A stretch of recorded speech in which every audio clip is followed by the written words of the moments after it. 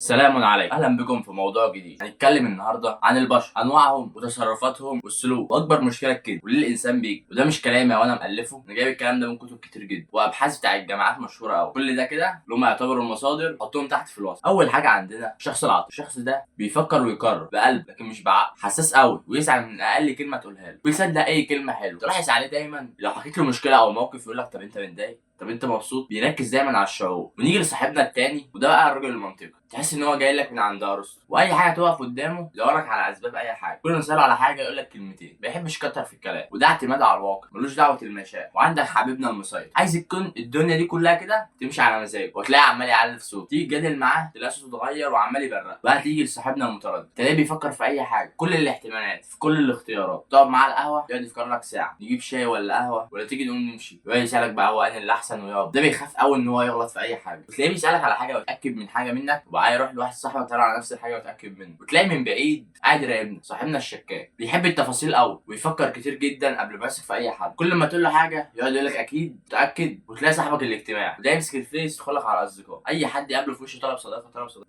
بيكلم اي حد تلاقيه مصاحب اي حد، استاذ بتاع الميكروباص كل يوم تلاقيه مصاحبه عادي. بس بيعرف يتكلم مع اي حد، واي حد يشوفه عنده قبول من ناحيته. وده طبعا تلاقي عنده اصحاب كتير جدا بيقعد يقول في اي حته مع انها افيهات بارده، بس الشعب يضحك في الاخر ليه؟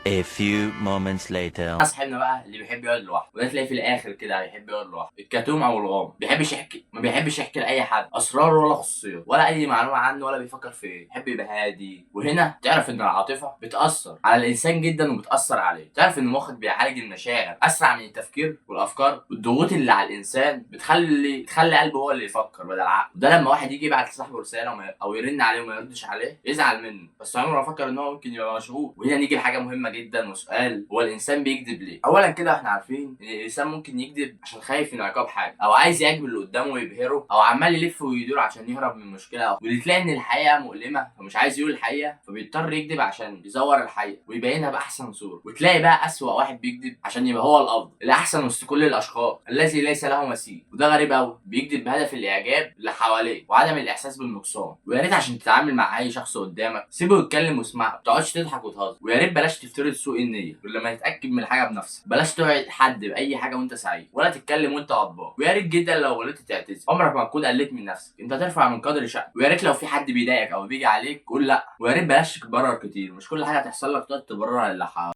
A few moments later. ده بيخليهم يزيدوا شك فيك. نصيحتي لك ابعد عن اللي بيقلل منك او اللي بيحب دايما يقعد يضحك عليك ويضحك الناس عليك، وتلاقيه دايما في اي حاجه يقعد يكسب فيك. واعرف ان مش كل اللي بيضحك في وشك ده صديقك وبيحبك. ياما ناس دخلت في الوشوش عشان الحاجات اللي جواهم ما يبانوش. فهم البشر مش محتاج عبقريه ولا وعد، بس التفاصيل الصغيره والافعال والمواقف وتصرف الانسان عند غضبه، عشان ده مش مجرد كلام، عشان الافعال والمواقف هي اللي بتبين. والانسان الذي لا يعطيك قيمه لا تعطيه دقيقه من حياتك.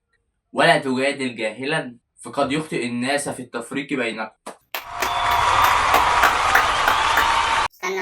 استنى الجاي. ومن أقوال فرغلي: يا صاحب القلب لا تسلم مفاتيح، فالناس أبواب وبعض الأبواب يجرح، واحفظ لنفسك قدرها ولا ترخصها، فالمرء يوزن يوما ليس بما يمنح بل بما يسلب. وشكرا على المشاهدة، ويا ريت ما تنساش إن صاحبك الصدوق الوفي. مش محتاج أقول لك اشترك عشان عارف أنت اشتركت دلوقتي. سلام.